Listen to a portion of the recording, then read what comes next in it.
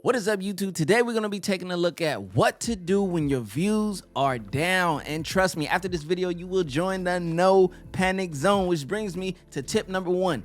Do not panic. CJ, what do you mean don't panic? I'm not getting any views, likes, or any traction. Listen, it's a part of the game, especially in the beginning. And even when you become established, the views come and go. There's dips, ups, and downs. Now, granted, there's the anomalies out there, but stop focusing on them because they have perfected the game and a lot of tips that I'm finna give you in this video. All right, so tip number 2, after you've learned to relax and not panic, is to get inside of your analytics. You need to go back and review what videos out of all of the videos that you have released has done well. Now, if you only have 1 or 2 videos and you freaking out already, it's too early.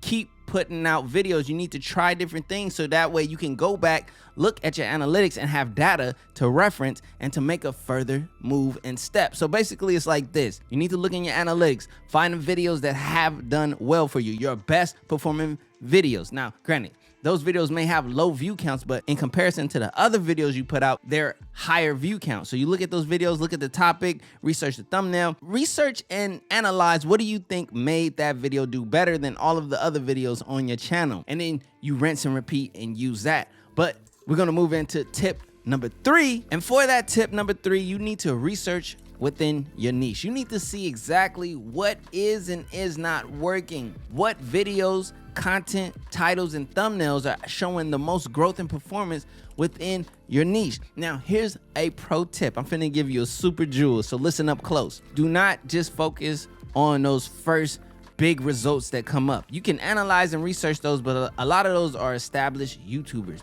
Scroll down and find YouTubers that have lower sub counts but have videos that have done big numbers.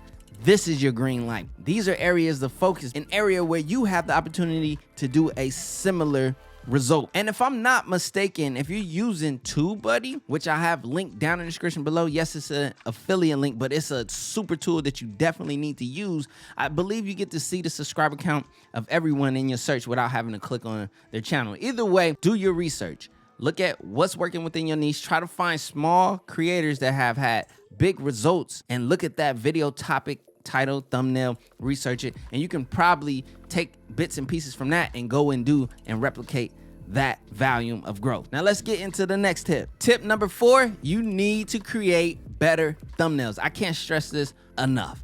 Basically, it's like this. If you're not willing to put in the hours of research and the time and effort to make better thumbnails, you might as well quit or hire someone that can do it better than you. Now, obviously, the better option would be for you to spend time inside of Photoshop or whatever editor you choose to and put in those hours of work, researching tutorials. Man, YouTube University is your friend and you should use it. Put in that work. So whatever photo editor you choose to use, if it's a paid one, a free one, whatever is at your disposal, go and research how to do things within it and learn how to create the thumbnails that you aspire to create and that you should be creating. Trust me, thumbnails are so important. I cannot stress this enough. It's like the trailer to your video. And if you don't have good thumbnails, you don't have much. For tip number 5, this goes right along with thumbnails, and that's your title. Step your title game up.